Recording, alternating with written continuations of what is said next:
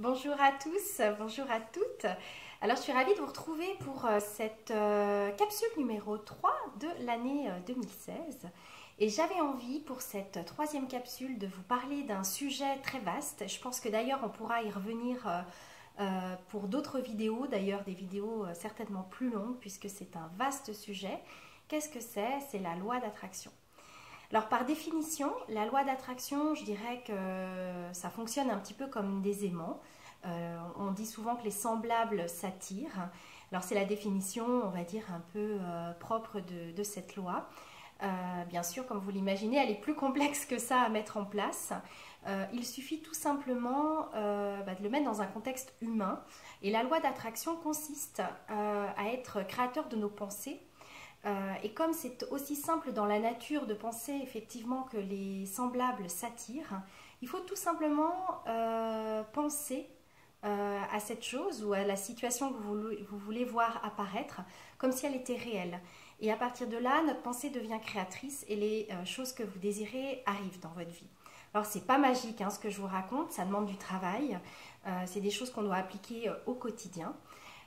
Et pour cette capsule, j'avais juste envie de vous raconter une anecdote qui m'est arrivée cet été. C'est juste pour illustrer cette loi d'attraction, puisque j'ai lu peut-être comme vous le livre ou regardé la vidéo du livre Le Secret, qui nous explique effectivement cette belle loi d'attraction, mais qui pour moi ne met pas encore assez l'accent sur la vibration que l'on émet lorsque l'on veut que les choses belles arrivent à nous.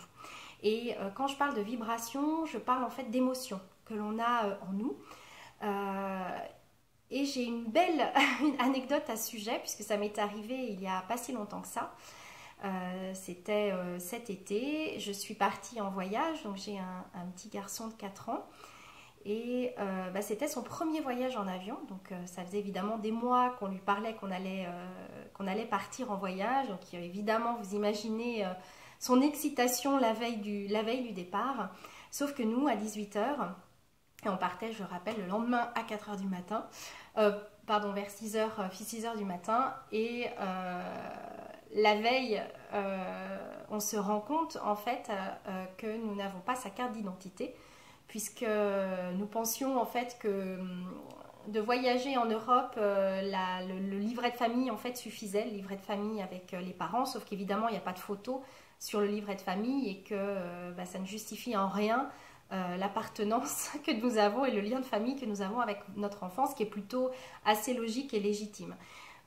Donc nous sommes partis un peu en catastrophe à l'aéroport la veille pour demander à toutes les hôtesses la possibilité de partir le lendemain, et évidemment tout le monde nous a dit que c'était impossible. Il était impossible de partir sans carte d'identité, ce qui était assez logique, que nous ne pourrons pas nous faire rembourser nos billets et que bon courage, surtout il nous disait au lieu de nous dire bon voyage. Donc je vous dis pas un petit peu l'état d'anxiété au retour à la maison. Donc on est rentré vers minuit, donc pas dormi de la nuit évidemment, pensez bien ce qu'on se levait à 4h le lendemain. Il a fallu que j'explique à mon petit garçon que peut-être qu'il n'allait pas partir le lendemain, mais qu'on ferait tout pour qu'il parte. Et à ce moment-là, j'ai eu un déclic. Je me suis dit, c'est soit je pleure. Je pleure dans mon lit avec mon petit, puisque évidemment il s'est mis à pleurer quand je lui ai expliqué. Soit donc je pleure avec lui, on s'effondre et là on passe un super été génial. Soit je me suis dit, il y a un plan B, et ce plan B, ça s'appelle la loi d'attraction. Il faut absolument que je mette en pratique tout ce que j'ai pu lire et entendre, et je vais faire comme si je partais. Donc ce que j'ai fait, j'ai continué de finaliser mes valises. Bon, un petit peu à la va-vite, j'avais du coup oublié plein de choses. J'ai finalisé donc mes valises. J'ai tout préparé, les documents, etc. comme si je partais. Voilà. Et je me suis concentrée toute la nuit, donc j'ai rien dormi de la nuit, et j'ai fait beaucoup de visualisation. Donc ça, c'est encore une autre capsule qu'on pourra aborder, mais elle en fait partie, en tout cas dans la loi d'attraction, c'est la visualisation et la pensée créatrice. Donc je me suis imaginée partir, j'ai imaginé dans les moindres détails mon voyage, j'ai imaginé surtout mon petit garçon à côté du hublot, du plus profond de mon être, du plus profond de mon cœur, je l'ai imaginé prendre cet avion. J'ai visualisé en fait toute la nuit. J'ai écrit sur un papier comment ça allait se passer. j'ai écrit que nous allions partir prendre l'avion. Je ne savais pas comment, par quelle force magique ça allait se passer, puisque tout le monde nous avait dit la veille qu'on ne pourrait pas partir. On serait bloqué, on ne pourrait absolument pas passer toutes les douanes et tous les contrôles. Donc c'était soit je m'arrêtais à ce qu'on m'avait dit, et effectivement il y en a même une hôtesse qui m'a dit madame ça ne sert à rien, ou éventuellement venez pour voir si on peut vous rembourser quelque chose, mais ne faites pas vos valises, qu'elle m'a répondu. Et j'ai continué toute la nuit, donc j'ai rien du tout dormi évidemment. Le lendemain on est venu nous chercher, nous sommes partis. L'ami qui est venu nous chercher, ce qui est assez drôle aussi dans cette histoire, c'est qu'il nous a dit en voiture, je vous laisse là à l'aéroport, est-ce que je vous attends encore parce que vous allez revenir d'ici une demi-heure, donc moi ce que je vous propose c'est de vous attendre un petit peu plus loin. Et là je lui ai dit, va-t'en, rentre chez toi, nous on va prendre l'avion. Là il m'a pris je pense pour une tarée, il s'est dit ils vont jamais partir les trois. Et je lui ai demandé surtout de ne pas rester de nous attendre et de partir. J'étais vraiment dans cet état d'esprit, j'avais vraiment, j'ai envie de dire, ancré presque dans mes cellules le fait de prendre cet avion et de partir, tout simplement. Alors vous n'allez pas me croire, mais on est passé les contrôles haut la main, on nous a rien demandé, on a quand même pris notre livret de famille, et puis le détail assez incroyable, c'est que c'était le premier contrôle le plus difficile puisque c'était en Suisse, donc on avait vraiment peur des contrôles douaniers. Et là, ce qui s'est passé, c'est qu'arrivé devant nous, donc on a fait une queue pendant un moment, et arrivé devant nous, il y a une hôtesse qui a séparé la queue en deux. Et tout à coup, a commencé à dire, bon, dépêchons-nous, j'ai eu le sentiment qu'ils étaient un petit peu pressés d'embarquer tout le monde dans l'avion. Et donc, elle a séparé à notre niveau la colonne en deux, et elle est passée vraiment très très vite en fait devant nous.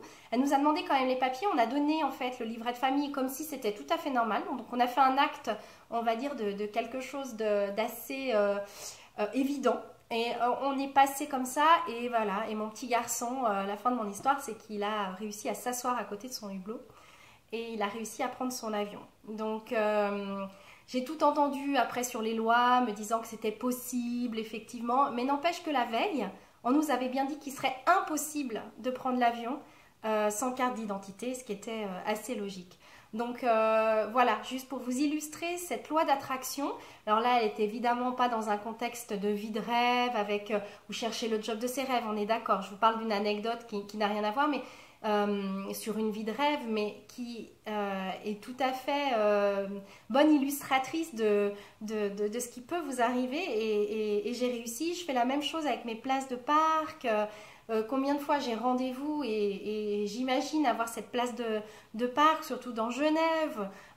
Pour ceux qui connaissent, comme toute grande ville, c'est pas évident de se parquer. Je n'ai jamais aucun problème puisque je la visualise avant ma place. Et excusez-moi, j'ai un petit poil peut-être de cookie qui est passé devant, mais pour ceux qui l'ont vu la dernière fois. Et voilà, donc je vous encourage à faire la même chose. Donc l'idée c'est évidemment d'avoir un objectif bien précis, pardon. Ça c'est presque une évidence, hein, d'être sûr de ce que vous voulez. Imaginez tout pour un job par exemple, imaginez les couleurs des murs de votre bureau, imaginez vraiment la manière dont va être habillé peut-être votre recruteur. Visualisez, ça c'est très important, évidemment, ayez la foi et vous verrez que ça fonctionne. Donc j'ai hâte de voir vos commentaires pour ceux qui ont commencé et qui ont même commencé ces 3 premières capsules de l'année. Je vous embrasse très très fort et je vous dis en tout cas à très très vite, à très bientôt, donc à la semaine prochaine pour la capsule numéro 4. De gros bisous à tous et j'attends vos commentaires avec grande impatience ou des mails, n'hésitez pas qu'on puisse échanger. À très bientôt, bye bye.